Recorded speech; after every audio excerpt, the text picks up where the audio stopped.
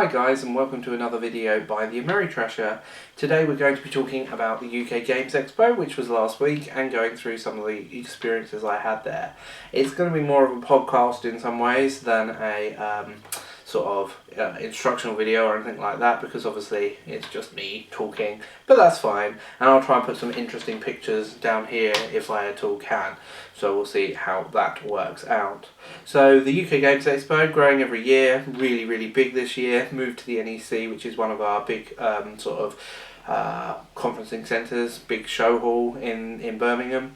I believe it had 15,000 people turn up, 25,000 through the door across the days, if memory serves, which is pretty cool. That's on par with Origins, I think. So it's getting pretty big now. I think the thing I loved more than anything was the different unique games that were coming out. So one thing I look on with envy at Gen Con is all those amazing games you Americans get to play before any of us, and we saw things like Pandemic Cthulhu, Codenames Pictures, and stuff like that, which was really cool.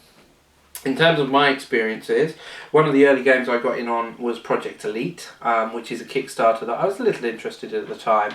I was just curious to see how the miniatures had sort of evolved over the time, because that was a big sticking point for a lot of the backers.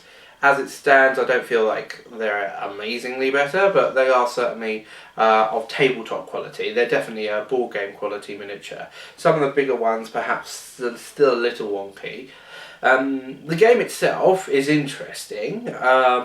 It plays a lot like Escape from the Temple, or whatever it's called, Curse, the Escape, I can't remember. The real-time dice rolling game. It's almost identical in mechanics to that. It's just now you're moving moving aliens on the board and trying to stop them from entering the base as well.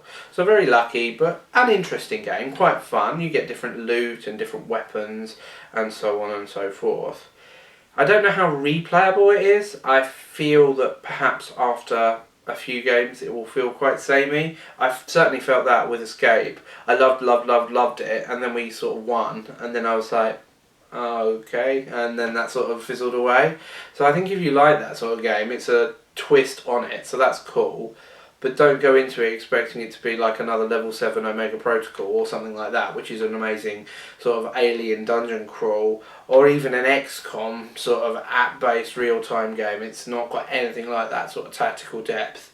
So it's the sort of game I'd like to play. I'd happily play another person's copy, but I would perhaps balk at buying it myself. I think it costs retailing for about 50 quid. So, an interesting game, one I enjoy playing and seeing, but maybe not one for me.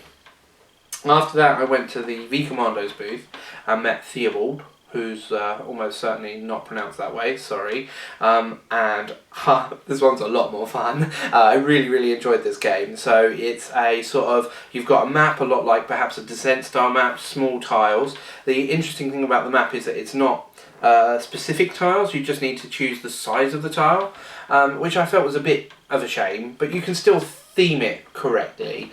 The inner nerd in me would like to see the proper tiles have a proper layout, but he said it was just to help speed up, and you've got an inside room and an outside room for each of the sides, so you can tailor it quite well. It's really good. So immediately you got this really cool mechanic with a 4-player game, where in the mission we were doing, you were actually split. So 2 of the commandos went to blow up a weapons depot, and 2 of the commandos went to reach and contact the resistance in the local village. And then if you completed both of those missions, you reconvene together to do the final mission, which was like an assault on the secret base. And you've got like a nice briefing. If you've ever played the Commandos computer game, it's quite a lot like that. So a nice briefing, and then if you win the mission, you flip over the card and it has this cool like still of what's happened, so the army base exploding and stuff like that. There's luck in it, it's sort of dice and all of that sort of stuff, but there are lots of ways to mitigate luck. The characters are all different. Stealth is a huge component in the game as well, so I love that if you are on your tile with a soldier and you're stealthy, you can just instantly kill him. No dice or anything at all. It doesn't matter where he's entrenched or anything. He hasn't spotted you, so he's gone. You get upgrades, weapons, and all of that sort of stuff. A few wrinkles, like the weapons we kept drawing were like the same as our existing weapons, so that was a bit disappointing, I suppose. But apparently there are events which can mess with your weapons. You can run out of ammo and stuff, so maybe that will become more apparent with the long form of the game.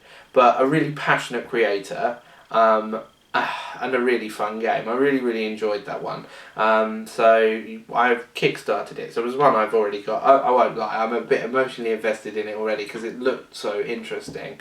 But certainly one to watch out for if anyone's interested in that sort of theme. Really well done. A lot of it has been simplified and abstracted out, but only to the betterment of the game because it plays so quickly. So that was really cool. It's always worth saying that we got to see Tom Vassell and Sam Healey. I actually wussed out and didn't say hello. Sorry guys, if anyone's watching this, I can't imagine you would be. Wow, they're really lovely people. I would have gotten seriously fed up with the number of people that stopped them. And I just think they do a credit to our hobby. Really nice to see them encouraging games. I just hope they come back next year because then I'll say hello. So that was nice.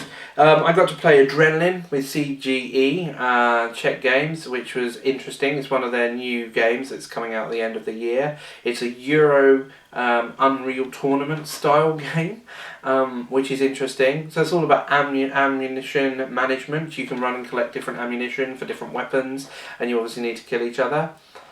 It's an interesting game.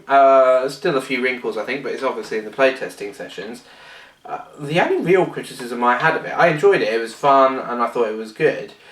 I just don't know many hardcore, it's quite a hardcore Euro game, there's no dice or anything like that. And I don't know, maybe I'm being unfair, but I don't think that genre particularly appeals to the sort of more Euro game style player. And as an Ameritrash gamer, or someone who strongly prefers that sort of genre, although to be honest they're totally blurred now anyway, I like to roll the odd dice, and I felt that was perhaps lacking in it, but the whole point of it is that they don't have them. It's a zero-sum thing, and you can plan your actions out. So, an interesting game, one I certainly enjoyed playing. Codenames Pictures was going on behind me, and people were loving it, so that's encouraging. In fact, I walked past quite a number of times for Codename Pictures, and everyone was saying it was better than Codenames, which I thought was quite unusual. I suppose we're all buzzing because obviously you've got the atmosphere and all of that, but it was really positive praise, so that's something to look out for, I think, when we get to sort of Gen Con. The other games which I really wanted to try, one I did, one I didn't, was Dark Souls, the first one which I managed to get to try. This is one I did back on Kickstarter just sort of last month. And I got to kill the Watcher, or whatever the silly monster's name is. It was okay. I enjoyed it. I thought it was good. The whole mechanic, there's an interesting mechanic where they know what's coming up in the AI's deck. You can work out what they're going to do, and as a result, if you can remember 5 cards, then you can work out how to react correctly to the cards. And we did that, and it was cool. But some of the cards are really punitive, and you can die before those cards ever come to light. Like, you have to weather the blows of the first 5 cards, because those are the first time you're seeing them. Which I found that there was no mitigation. I know I go on about Kingdom Death a lot on this channel because it's my favourite game, but there you have a survival mechanic, you have a very limited pool of these survival sort of resource to spend, and it lets you dash out of the way or block a hit or things like that. So it means the unexpected you could weather if you hoard this resource, and there's nothing like that there. You could just bad dice roll, oh that's it, I'm gone.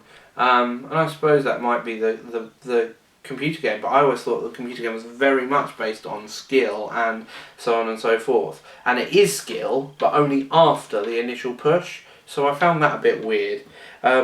Game's interesting. I think my biggest worry about it is that there were lots of little bits around the minions and around exploration and around treasure, and there's a lot of those bits which I don't feel have been finished a lot of the time. Maybe it was just a demo, but a lot of the time they were like, oh yeah, well that's still to be decided, or oh yeah, we haven't decided whether we're going to keep a tracker for that or maybe not. Like, what was it, how many times you can rest? You can rest 3 times in a fight. I don't know if that was just for the demo, but they were like, oh yeah, we might have tokens for that, we might not. I think if anyone's backing it expecting the game to have been finished, you are going to be a bit disappointed. I also don't expect this to finish on time, so you just need to be aware that Kickstarters don't finish on time. I still think it's a good deal, and I think that anyone who backed will be happy with the product in terms of the miniature quality and stuff.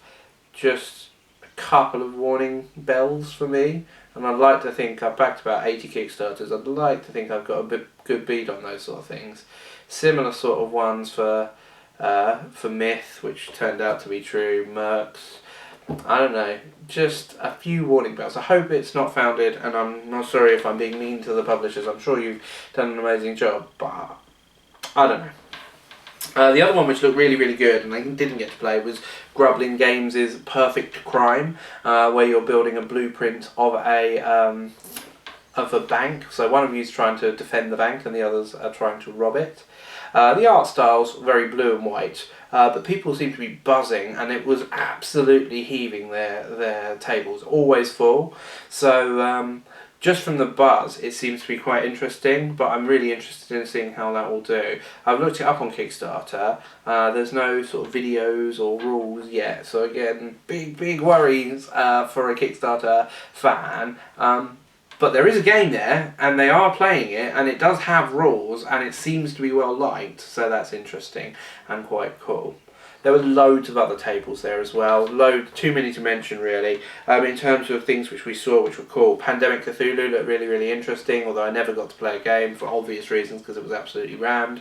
Bring and Buy, I don't know. If you're going for one day to the Games Expo, I don't think you should go to the Bring and Buy. The queue's like an hour plus long, and invariably it still ends up being loads and loads of games from the works which are bought for £4 and they're just sticking it on there for 10 or 15. There were good games there, but there were also lots and lots of tat, and there were quite a few reports of people sort of sitting at the front waiting for them to be put out, to go out to be displayed, and just sort of loitering there. I don't know, I just think that's a bit low. Like, let everyone else have a fair crack, but whatever. Geek and Son, their tables. I thought I wouldn't want any after having this one, but alas, I do. Got lovely coffee tables now. Martin was a lovely bloke. I went and had a nice chat to him, so that was nice. I really like what they're doing. I think they're not quite the same level as the Geek Chic tables, but they're definitely getting there. Their sort of little rail system is starting to come across a lot of their game tables as well, which I really, really like the look of.